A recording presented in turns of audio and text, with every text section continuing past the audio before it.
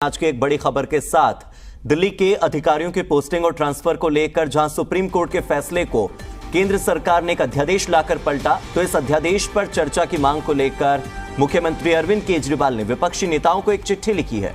पटना में होने वाली बैठक से पहले अरविंद केजरीवाल की ये चिट्ठी, अरविंद केजरीवाल का ये लेटर काफी महत्वपूर्ण है। 23 जून की बैठक में अध्यादेश पर चर्चा हो, ये मांग अरविंद केजरीवाल ने उठाई है इस लेटर के माध्यम से।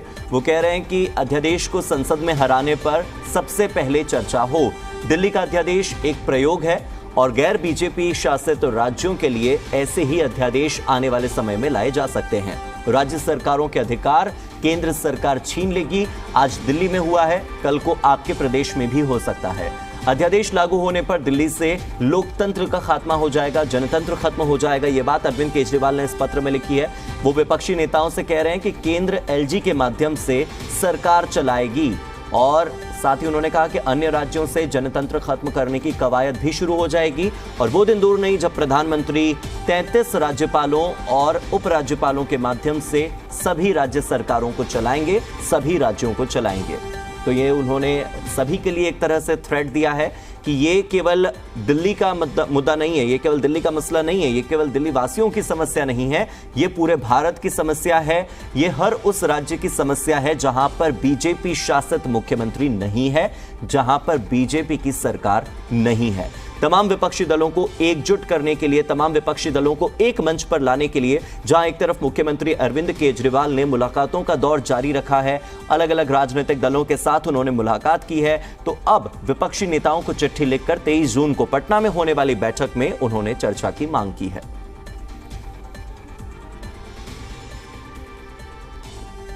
और मेरे साथ भारतीय जनता पार्टी के प्रवक्ता विनीत गोयनका जी जुड़ गए हैं। उनसे हम समझते हैं कि अरविंद केजरीवाल की इस चिट्ठी के मायने क्या है। विनीत जी, अरविंद केजरीवाल ने विपक्षी नेताओं से यह अपील की है कि आप भी इस अध्यादेश का विरोध कीजिए, वरना आज ये दिल्ली में हुआ है, कल को केंद्र सरकार 33 राज्यों में राज्यपाल और उपराज्यपाल के माध्यम से सरकारें चलाएगी। कैसे देखते हैं आप इस स्टेटमेंट को, कैसे देखते हैं आप इस लेटर को, क्या प्रभाव पड़ेगा इस लेटर का? आपको और आपके सभी दर्शकों को योग दिवस की शुभकामनाएं सबसे पहले तो। जी, आपको दूसरी बात जो आपने सवाल पूछा उसके मैं जवाब देता हूं कि प्रजातंत्र में किसी भी पक्ष को और किसी भी पक्ष के नेता को अपनी तरफ से चिट्ठी लिखने का अधिकार है, वो उनका अधिकार है। ठीक। परंतु अरविंद केजरीवाल जी जो है बोलते एक बात है, करते दूसरी बात है। 2013 में यही अरविंद केजरीवाल जी थे जिनसे ये आज समर्थन मांग रहे, उनके बारे में पोस्टर लगाकर उन्हें करप्ट, उन्हें भ्रष्ट ये बता रहे थे। आज 10 साल के बाद में उन्हीं के द्वार पे खड़े होकर दस्तक लगा रहे कि उनको समर्थन दे। तो मुझे लगता है कि अरविंद केजरीवाल जी ने और उनकी पार्टी के सभी लोगों ने उनके बारे में सोचना चाहिए। ऐसा दोगलापन मैंने भारतीय जनता पार्टी के किसी भी विरोधक पार्टी को देखा नहीं है। आज तक मैंने किसी भी विरोधक पार्टी के अंदर इस तरह से दोगलापन नहीं देखा है। दूसरी बात, क्या कांग्रेस उनके साथ है? क्या आप देखते हैं कि कांग्रेस दिल्ली के अंदर, पंजाब के अंदर खुल के उनको विरोध कर रहे हैं। तो विपक्षी नेताओं से समर्थन लेने के पहले उन्होंने अपने गिरेबान में झांकना चाहिए था। दूसरी बात, जो व्यक्ति एक समय कहता है कि मैं अपनी बेटी की कसम खाता हूँ राजनीति भी नहीं आऊंगा, दूसरी बात वो कहते हैं कि मैं साधारण घर में रहूंगा लेकिन खर्चा नहीं करूंगा, और 45 करोड़ रुपया वो उस समय खर्चा करते हैं अपने घर के ऊपर जबकि कोविड होता है। जिस व्यक्ति के अंदर कहीं पे भी सेंसिटिविटी जिसको हम कहते हैं। जी, अपने घर पर मतलब उनका खुद का घर है या फिर मुख्यमंत्री आवास है? नहीं, उनका खुद का। उन्होंने क्या कहा था 2013 में, वो आप प्ले करिए। नहीं तो कल को केजरीवाल मुख्यमंत्री आवास में नहीं होंगे, कोई और मुख्यमंत्री आएगा तो वो भी तो उसी घर में रहेगा ना। चलिए हम इस विषय से नहीं भटकते। आपने जो पहला पॉइंट रखा वो बहुत वैलिड है। मैं उस वैलिड पॉइंट पर जवाब ले लेता हूं आम आदमी पार्टी का, क्योंकि आम आदमी पार्टी के जो विधायक हैं कुलदीप कुमार, वो मेरे साथ जुड़ गए हैं। मैं उनसे समझता हूं। कुलदीप जी, अभी आप भारतीय जनता पार्टी के प्रवक्ता विनीत गोयनका जी को सुन रहे थे। उन्होंने कहा कि अरविंद केजरीवाल को अपने गिरेबान में झांक कर देखना चाहिए। ये वही हैं जो कि कांग्रेस का विरोध करते थे, ये वही हैं जो कि विपक्षी दलों के नेताओं को कुछ भी बोल दिया करते थे और आज उन्हीं का समर्थन चाहिए तो उनसे अच्छे संबंध बनाने की कोशिश कर रहे हैं। तो आपके तेवर बदल गए हैं राजनीति को देखते हुए, अध्यादेश को देखते हुए, इस पर क्या कहेंगे सर? देखिए, मुझे लगता है कि समर्थन किस लिए चाहिए? समर्थन कोई सरकार बनाने के लिए नहीं चाहिए जी, समर्थन कोई सरकार बचाने के लिए नहीं चाहिए। आज समर्थन सब लोगों का एकजुटता होना इसलिए जरूरी है क्योंकि आज देश के लोकतंत्र पे खतरा मंडरा रहा है, आज देश की डेमोक्रेसी पे खतरा मंडरा रहा है। आज दिल्ली के अंदर जो हुआ वो कल किसी भी राज्य में हो सकता है। अगर किसी भी राज्य में गैर भाजपाई सरकार बनेगी तो वहां प्रधानमंत्री जी वही काम करेंगे जो दिल्ली में किया है। इसलिए जरूरी है कि जिस प्रकार से माननीय सुप्रीम कोर्ट के फैसले, सर्वोच्च न्यायालय के फैसले को जो 2015 से लेकर 2023 तक सुनवाई चली और 2023 में जाकर वो फैसला हुआ और 5 जजों की बेंच ने सर्वसम्मति ने फैसला दिया कि दिल्ली की सरकार के पास सर्विसेज का विभाग होगा, ट्रांसफर पोस्टिंग का अधिकार होगा। उस फैसले को रात को 11 बजे प्रधानमंत्री जी ने लाकर अपने अध्यादेश से बदल दिया। तो क्या ये इस देश के लोकतंत्र का अपमान नहीं है? क्या ये माननीय सर्वोच्च न्यायालय का अपमान नहीं है? क्या देश की डेमोक्रेसी का अपमान नहीं है? क्या ये संविधान को बदलने की ओर बढ़ते हुए कदम नहीं है? तो क्या ये केंद्र सरकार का अधिकार नहीं है? अध्यादेश लाना केंद्र सरकार का अधिकार है, वो ला सकते हैं। चलिए मैं कांग्रेस का पक्ष जान लेता हूं, क्योंकि इस वक्त आपके लिए कांग्रेस का पक्ष जानना बहुत जरूरी है। अनीत सिंह जी जुड़ गए हैं, कांग्रेस के प्रवक्ता। अनीत सिंह जी, आपसे यह समझना चाहता हूं कि एक तरफ जहां अध्यादेश के विरोध में तमाम विपक्षी दल जो हैं, ऑलमोस्ट कहेंगे कि ज्यादातर विपक्षी दल अरविंद केजरीवाल के साथ हैं, लेकिन कांग्रेस है जो कि अपना पक्ष तय नहीं कर पा रही है। आम आदमी पार्टी आपसे सीधा सवाल यह पूछ रही है कि आप लोकतंत्र को बचाने वालों के साथ हैं या फिर लोकतंत्र को गिराने वालों के साथ हैं? आप बीजेपी के साथ हैं, आम आदमी पार्टी के साथ हैं? आपके पास क्या जवाब है अनीत सर? देखिए, पहले तो मुझे ये सर्टिफिकेट आम आदमी पार्टी से नहीं चाहिए कि हम लोकतंत्र बचाने की मुहिम कर रहे हैं, लोकतंत्र हटाने की। देखिए, ये सुप्रीम कोर्ट, माननीय सुप्रीम कोर्ट का ये फैसला है और अभी भी आम आदमी पार्टी के पास ये पता है कि ये सारा का सारा मैटर अभी भी सुप्रीम कोर्ट के विचाराधीन है। और ये जब आप 19 तारीख को आप केजरीवाल के वक्तव्य को याद करेंगे तो उन्होंने कहा था कि 5 मिनट भी ये कोर्ट में स्टैंड नहीं करेगा ये अध्यादेश। मैं पूछता हूं कि आज उनको क्या आन पड़ी है कि ये पॉलिटिकल टूरिज्म लोगों के सामने कर रहे हैं और इस तरीके से बताना चाह रहे हैं कि ये केंद्र सरकार यहाँ पे जो दिल्ली की सरकार है उसको ओवरटेक करने की कोशिश कर रही है, जबकि आपको पता होगा कि जो दिल्ली है एक ये कॉम्पोजिट स्ट्रक्चर है, इसमें केंद्र और राज्य दोनों सरकारें मिलकर ऑपरेट करती हैं और काम करती हैं। तो आप थोड़ा सा क्लियर कर दीजिए अनीत सर, फिर आप थोड़ा सा क्लियर कर दीजिए। आप ये कह रहे हैं कि केंद्र सरकार ने अध्यादेश लाकर सही किया? देखिए, मैं ये आप देखिए सवाल पे सवाल पूछ रहे हैं, मुझे एक बार कंप्लीट करने दीजिए। मैं केंद्र सरकार अध्यादेश लाना उनके आधिकारिक सीमा के अंदर है, मैं ये कहना चाह रहा हूं। और इसका जो डिसीजन होगा वो मेरिट पे होगा, क्योंकि ये कॉन्स्टिट्यूशनल मैटर है और इसमें हमारे पास अभी बहुत सारे और अवेन्यूज हैं। 7 बेंचेस की कॉन्स्टिट्यूशनल बेंच बैठेगी, 9 जजेस की कॉन्स्टिट्यूशनल बेंच बैठेगी, 11 जजों की कॉन्स्टिट्यूशनल बेंच बैठेगी और ये तब डिसाइड होगा मेरिट पे कॉन्स्टिट्यूशन के तहत कि ये अधिकार क्षेत्र में केंद्र सरकार के है या नहीं है। ये मैटर अभी कोर्ट के विचाराधीन है। अरविंद केजरीवाल इसको सिर्फ पॉलिटिसाइज करने के लिए एक पॉलिटिकल ब्लेम गेम करने की कोशिश कर रहे हैं। मैं आपके माध्यम से बताना चाहूंगा कि ये जो 22 तारीख की जो मीटिंग है अभी विपक्षी नेताओं की, वो एक दूसरे किसी डिस्कोर्स के लिए है, लेकिन केजरीवाल साहब अपनी जिस तरीके से राजनीति करने के लिए वो जाने जाते हैं उसमें माहिर हैं और उसी तरीके की राजनीति करना चाह रहे हैं। मैं आपके माध्यम से पूछना चाहूंगा कि क्या केजरीवाल साहब और आम आदमी पार्टी को सुप्रीम कोर्ट के ऊपर भरोसा है? अगर है तो अगर कोर्ट अभी जब पहले ही खुलने वाली है 1 तारीख को, आप कोर्ट के पास जाइए, मैटर आपका विचाराधीन है, आपके पास जजमेंट आ जाएगा और इसकी कॉन्स्टिट्यूशनैलिटी एस्टेब्लिश हो जाएगी कि आप सही हैं या केंद्र की सरकार सही है। ठीक है अनीत सर, आपका सवाल लेकर मैं बीजेपी के पास जाता हूं। पहले तो बीजेपी के प्रवक्ता विनीत सर मेरे साथ जुड़े हो। विनीत जी, ये कोर्ट की बात कर रहे हैं, तो डीवाई चंद्रचूड़ जो कि चीफ जस्टिस ऑफ इंडिया हैं, उन्होंने तो साफ तौर पर एक बात कही थी कि सरकार अगर राज्य की हो तो उसके अधिकार सुरक्षित होने चाहिए और राज्य सरकारों के प्रति अधिकारियों की जिम्मेदारी होनी चाहिए।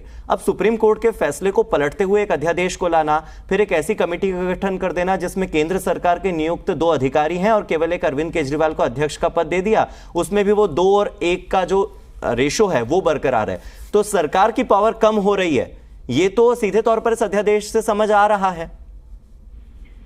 नहीं, मुझे नहीं लगता कि कहीं पे भी उच्चतम न्यायालय का अधिकार जो है या उनकी जो परिधि है उसका भंग हुआ है। उच्चतम न्यायालय मार्गदर्शन करता है, हम उनका बड़ा सम्मान भी करते हैं, लेकिन केंद्र सरकार के कुछ दायित्व और जिम्मेदारियां होती है, उस जिम्मेदारियों की निर्वाह भी हमको करना पड़ता है। मुझे लगता है वो करते हुए अध्यादेश आया है। अगर उसमें कोई कमी होगी या उनको लगता है कि इसमें कोई होगा तो डायरेक्शन जरूर देंगे और हम उनका पालन भी करेंगे। लेकिन मुझे 5 बिंदु पे आपके ध्यान और आपके श्रोताओं का ध्यान लाना था। एक, भारत का ये नया दौर है जिसमें सरकार बनाने के लिए गठबंधन नहीं तो विरोधी पक्ष बनाने के लिए गठबंधन करने की कोशिश अरविंद केजरीवाल जी कर रहे हैं। दूसरा, इनकी आदत है, वो गडकरी जी हो, जेटली जी हो, इन पर झूठा आरोप लगाना, फिर उनको माफी पत्र देना। तो इस तरह से झूठे आरोप, इस तरह का अनारगल बकना इनका ये पुराना आदत रहा है और फिर माफीनामा भी देते हैं। लालू जी हो, फिर उसके बाद में पवार साहब हो, या फिर और कोई है, उनके बारे में वो करप्ट है, भ्रष्ट है, इसके पोस्टर लगाना, उनके प्रूफ उनको उद्योगों को दिखाना और उसके बाद में उनके पास एक समर्थन मांगना, ये भी उनका आदत है। चौथा उनके ऊपर मेरा जो आरोप है कि वो जानबूझकर डर का माहौल बनाते हैं। यानी अगर आपको याद आता तो कोविड में ऑक्सीजन ने इस तरह का माहौल बनाया, उसके बाद उनको फटकार भी लगी कोर्ट की, उनके ऊपर ताना भी कसा गया कोर्ट के पास से। तो सत्ता की जो उनकी भूख है, सत्ता के लिए वे अपने आप को कई बार वो झूठ के कटघरे में खड़ा करते हैं और इस तरह की बातें करते हैं। लोगों का उनका वर्चस्व से विश्वास निकल चुका है। ये वही व्यक्ति है जब कोविड में के अंदर दिल्ली के लोग तरसते थे, तब शराब नीति बनाकर अनाल फनान में कई सारा भ्रष्ट नीतियों को आगे उन्होंने बढ़ाया है। और इन्हीं के साथी जो सत्येंद्र जैन हो या फिर सिसोदिया है, आज जो है बेल के बिना जेल के अंदर है। उनको जवाब देना पड़ेगा लोगों को। दिल्ली की जनता भी मांग रही है और बाकी जनता भी उनसे पूछ रही है कि भाई सत्येंद्र जैन क्यों जेल में है, क्यों सिसोदिया जेल में, उनको बेल क्यों डिनाई हुआ, क्यों राइट्स वाले जो अमानतुल्लाह खान है ये इनके पार्टी के अंदर है। तो ये वो ऐसा नेता है जिनके साथ में शराब नीति में लिप्त लोग हैं, राइट्स के अंदर लिप्त लोग हैं। ये वो लोग हैं जो सोमनाथ भारती, जिनके ऊपर खुद की पत्नी के साथ में दुर्व्यवहार करने का आरोप है, ऐसे व्यक्ति को साथ में रखते हैं। तो जो तो भारतीय जनता पार्टी में कोई भी ऐसा नेता होगा नहीं जिस पर कोई आपराधिक प्रकरण दर्ज हो ना?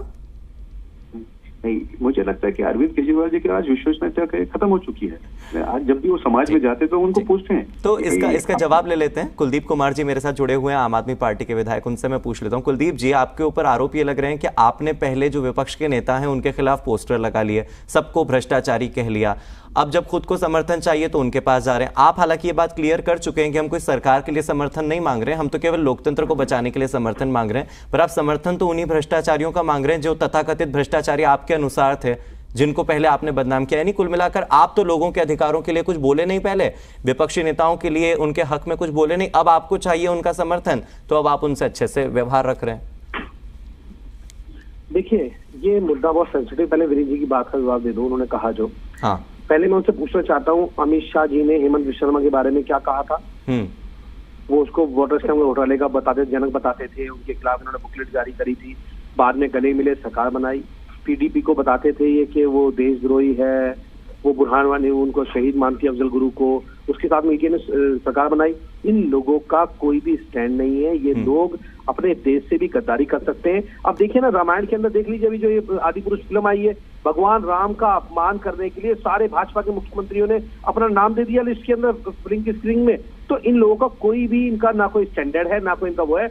ये केवल वोट बैंक की राजनीति करते हैं, ये केवल इनको सत्ता चाहिए, सत्ता का भूखे लोग हैं। दूसरी बात ये देखिए, जब जब इस देश के संविधान पे, ये मैंने बार बार कह रहा हूँ, ये बात दिल्ली की बात, ये दिल्ली की बात नहीं है सिर्फ, ये बात पूरे देश की बात है। कल किसी राज्य में भी हो सकता है। और अगर सुप्रीम कोर्ट के फैसले के खिलाफ जाकर अध्यादेश लेकर आया जाएगा केवल इसलिए कि सरकार के अधिकार छीनने, तो बाबा साहब अम्बेडकर ने जो जनता को वोट का अधिकार दिया था, ये उस वोट के अधिकार का हनन है। छीनने की ताकत लगा रही है केंद्र सरकार। तो प्रधानमंत्री जी को समझना चाहिए कि उन्होंने जिस प्रकार से, उन्होंने तो जो करना था कर दिया। हम तो आज ये कह रहे हैं कि जो लोग, कुलदीप जी, जिस कांग्रेस से आप उम्मीद लगाए बैठे हैं कि इनके राज्यसभा के सांसद आपका समर्थन करेंगे, वो कांग्रेस के प्रवक्ता क्या कह रहे थे, सुना था आपने अभी थोड़ी देर पहले? देखिए, मैंने तो पहले ही कहा कि कांग्रेस बहुत कंफ्यूज पार्टी है। हाँ। कांग्रेस आज तक अपना स्टैंड नहीं ले पाई और इनकी वजह से तो बीजेपी आज यहाँ खड़ी है। हाँ। अगर ये लोग ठीक होते तो बीजेपी यहाँ पे नहीं होती। इन लोगों के भ्रष्टाचार की वजह से, इन लोगों के कामों की वजह से तो आज बीजेपी यहाँ पे यहाँ आई हुई है। तो इनको बीजेपी से इनकी लड़ाई नहीं है, इनकी लड़ाई तो अरविंद केजरीवाल जी से है। अरे आप तय करिए कि आप इस देश के लोकतंत्र को बचाने में साथ है या नहीं है, आप तय करिए। तो आप ये बात तो जानते हैं ना कि अगर कांग्रेस ने आपके लिए वोट किया तब तो ठीक, आपके खिलाफ वोट किया तब तो बंटा ढाल। और अगर कांग्रेस ने वोट ही नहीं किया, आप जो टैग दे रहे हैं कांग्रेस को कंफ्यूज्ड पार्टी, अगर कांग्रेस के सांसदों ने वोट नहीं किया तो भी आपका अध्यादेश पास हो जाएगा और यह अध्यादेश बीजेपी के लिए, एनडीए के लिए पास कराना कोई बड़ी डील नहीं है। ये बात आप जानते हैं। फिर देखिए, अध्यादेश लाया गया, सुप्रीम कोर्ट का फैसला पलटा गया, अब कांग्रेस वोट देगी नहीं देगी, ये तो जब समय आएगा वो तय करेगा। और लेकिन जनता को पता तो लगे कि कांग्रेस आज किनके साथ खड़ी हुई है। कांग्रेस इस देश के संविधान को बचाने की लड़ाई नहीं लड़ रही है। तो वो तो कह रहे हैं कि उनको आपसे सर्टिफिकेट नहीं चाहिए कि देश बचाने वाला कौन और देश डुबाने वाला कौन। ये देश देखेगा कि किस प्रकार से जब दिल्ली के हक और अधिकारों की बात आई तो कांग्रेस पीछे खड़ी हो गई। जब दिल्ली के 2 करोड़ लोगों के वोट का अधिकार छिन रहा था तो कांग्रेस कंफ्यूजन में खड़ी थी, कांग्रेस पीछे खड़ी थी, कांग्रेस की बीजेपी की गोद में खड़ी थी। ये देश देखेगा। और मुझे लगता है कि जनता से बड़ा इस लोकतंत्र में, डेमोक्रेसी में कोई नहीं है। जनता जब तय कर लेती है तो अच्छे तानाशाह को उखाड़ फेंकती है। हमने तो कहा ना कि अगर राज्यसभा में बिल गिरेगा तो 2024 में नरेंद्र मोदी की विदाई तय होगी। ये देश समझ ले, कांग्रेस भी समझ ले। अगर ये देश नहीं गिरेगा तो मतलब आम आदमी पार्टी तैयार है इस चीज के लिए भी कि राज्यसभा में एनडीए जीत रहा है और आप जितनी कवायद कर रहे हैं वो तकरीबन नाकाफी ही साबित होगी, आप इसके लिए रेडी हैं? मुझे लगता है कि बहुत सारे राजनीतिक दल जो हैं वो हमारे साथ आए हैं, कई राज्यों के मुख्यमंत्रियों ने समर्थन दिया है, क्योंकि उनको पता है कि ये मुद्दा अरविंद केजरीवाल जी का मुद्दा नहीं है, ये मुद्दा आम आदमी पार्टी का मुद्दा नहीं है, ये मुद्दा इस संविधान की मूल भावना का मुद्दा है, ये विषय इस संविधान की मूल भावना का विषय है, ये तानाशाह की तानाशाही का विषय है जो तानाशाही से राज्य सरकार को दबाना चाहता है। ठीक है, तो फिर अनित सिंह जी ये बता रहे हैं कि आपकी वजह से भारतीय जनता पार्टी दिल्ली में आई है, आपकी वजह से सब कुछ हो रहा है और आज जिस समय आपको लोकतंत्र के साथ होना चाहिए आप बीजेपी की गोद में बैठे हैं, ये बात आम आदमी पार्टी कह रही है। सर ठीक है, देखिए आपने अभी मुझे मौका दिया, हाँ धन्यवाद। मैं आपके माध्यम से बताना चाहूंगा, जब जम्मू कश्मीर एक राज्य को तोड़कर केंद्र शासित प्रदेश बनाया जा रहा था, तो उस समय जम्मू कश्मीर के जो जनमत का किस तरीके से जो उसकी संवैधानिक रूपरेखा है उसको तोड़ने का प्रयास किया गया, तो उसका सबसे पहले समर्थन अरविंद केजरीवाल जी ने किया था। अरविंद केजरीवाल साहब जब महाराष्ट्र में दिन के उजाले में सरकार गिराई जा रही थी, विधायक खरीदे जा रहे थे, इनकम टैक्स, ईडी और सीबीआई का डर दिखाकर संविधान को ताक पर रख के, बाबा साहब के अम्बेडकर जी के संविधान को ताक पर रख के कि वहां पे जनमत को लूटा जा रहा था, तब यही केजरीवाल जी का वक्तव्य था कि किस तरीके से कांग्रेस को वोट देने का मतलब है कि उनको बिक जाना। ये केजरीवाल साहब का जो रवैया है वो संविधान के प्रति, इस देश के जनमत के प्रति वो कितना सुदृढ़ है, वो हमें लोगों को समझने की जरूरत है। देखिए, केजरीवाल साहब ने बात बात पर और समय समय पर इन्होंने किसान के जो काले कानून थे, बिल थे, उसका समर्थन सबसे पहले अगर किसी ने किया था तो वो केजरीवाल साहब ने किया था। उन्होंने सबसे पहले दिल्ली में अगर किसानों के काले कानून को लागू किया था तो वो केजरीवाल साहब ने किया था, और बाद में वही फिर किसानों के हिमायती बनकर वहां उनके पास भी पहुंच जाते हैं। देखिए, केजरीवाल साहब की जो राजनीति रही है वो गिरगिट की तरफ बदलने की रही है, और इतिहास उसका गवाह है कि किस तरीके से समय समय पर अरविंद केजरीवाल साहब, चाहे हिंदुस्तान का इतिहास हो, संविधान हो, चाहे यहाँ का जनमत हो, उसको किस तरीके से दरकिनार कर रहे हैं। ये सिर्फ केजरीवाल साहब की उनकी पॉलिटिकल एस्पिरेशन है, जिसकी वजह से वो ट्रांसफर और पोस्टिंग की पावर चाहते हैं और अपने शराब घोटाले और न जाने कितने घोटाले किए हैं। ये बात तो आप पहले बोल चुके हैं, लेकिन अनित जी एक बात बताइए, आपको जम्मू कश्मीर के लोगों का दर्द दिखा, महाराष्ट्र के लोगों का दर्द दिखा, आपको दिल्ली वासियों से जो उनका अधिकार छीना जा रहा है वो नहीं दिख रहा? नहीं छीना जा रहा है। आप बताइए, 1957 में जब स्टेट रीऑर्गेनाइजेशन एक्ट पास हुआ था, तब से लेकर यहाँ पे एक कॉम्पोजिट स्ट्रक्चर है, पुडुचेरी, पौंडीचेरी और दिल्ली में केंद्र सरकार और राज्य सरकार मिलकर यहाँ पे शासन चलाती है, और केंद्र सरकार के नुमाइंदे के तौर पर एलजी आप काम करते हैं। इसके लिए हर राज्यों में गवर्नर होता है, लेकिन यहाँ पे लेफ्टिनेंट गवर्नर होता है। और मैं आपके माध्यम से बता दूं कि ट्रांसफर और पोस्टिंग की जो किसी भी हिंदुस्तान ही नहीं, दुनिया के 19 देश जो बड़े देश हैं, आप उनको देखेंगे तो जो वहां का नेशनल कैपिटल होता है उसके लिए एक अलग अथॉरिटी होती है, और हमेशा वो केंद्र सरकार के अधीन काम करता है, जो कि सिस्टम यहाँ पर भी अपनाया गया है। और केजरीवाल साहब से कोई सरकारी जो उनके अधिकार थे उसको छीनने का कोई प्रयास नहीं किया गया है। अध्यादेश लाना केंद्र सरकार का प्रोरोगेटिव है, और मैं चाहूंगा कि इसको राजनीति से परे रखकर सुप्रीम कोर्ट के जो न्यायपीठ है उसके सामने ये मैटर को जाना चाहिए, और सुप्रीम कोर्ट अनित जी जाना क्या चाहिए? सुप्रीम कोर्ट ने फैसला सुनाया था, साफ शब्दों में अंग्रेजी में उन्होंने ये साफ कहा था कि जो भी राज्य सरकार है उनके प्रति उत्तरदायित्व अधिकारियों का होना चाहिए, इसलिए हम ये अधिकार दिल्ली सरकार को दे रहे हैं। अचानक से अध्यादेश आया ना। अच्छा कुलदीप जी, मैं थोड़ा कंफ्यूज हो गया हूं यहाँ पर, मुझे अभी एक बात जो बोली गई उस पर आपसे जवाब चाहिए। अनित सिंह जी कह रहे हैं कि जब कृषि कानून आए थे तब आम आदमी पार्टी पहली ऐसी पार्टी थी जिसने उस कृषि कानून का, तीनों काले कानूनों का समर्थन किया था। यह बात अभी कांग्रेस की ओर से आई है, आप थोड़ा सा क्लैरिटी देंगे इस पर? चलिए ठीक है, मेरे साथ विनीत जी जुड़े हुए हैं भारतीय जनता पार्टी की ओर से। विनीत जी, अब आप एक बार बता दीजिए मुझे कि क्या है ये पूरा, क्योंकि सुप्रीम कोर्ट की ओर से कहा जा चुका है कि राज्य सरकार के हाथ में पावर होनी चाहिए, उत्तरदायित्व होना चाहिए। कांग्रेस जो है वो बिल्कुल एकदम बैलेंस्ड होकर के, आम आदमी पार्टी के जुबान में कंफ्यूज होकर के, लेकिन वो ये साफ तौर पर कह रही है कि ठीक है, जो कोर्ट बोलेगा हम तो उसके लिए राजी हैं। बीजेपी का क्या पक्ष है इसमें? आप बीजेपी का पक्ष बताइए कि जो चिट्ठी लिखी जा रही है, अलग अलग लोगों से मुलाकातें की जा रही हैं, क्या लगता है आपको आम आदमी पार्टी क्यों इतनी मेहनत कर रही है जब एनडीए के पास नंबर है ऑलरेडी? मैं आपका प्रश्न का जवाब जरूर दूंगा, लेकिन उसके पहले दर्शकों को बताऊं कि अरविंद केजरीवाल ने अपने ही भाषा में खुद को अनार्किस्ट यानी अजारक बताया था, और उनके आचरण से भी ये दिखता है।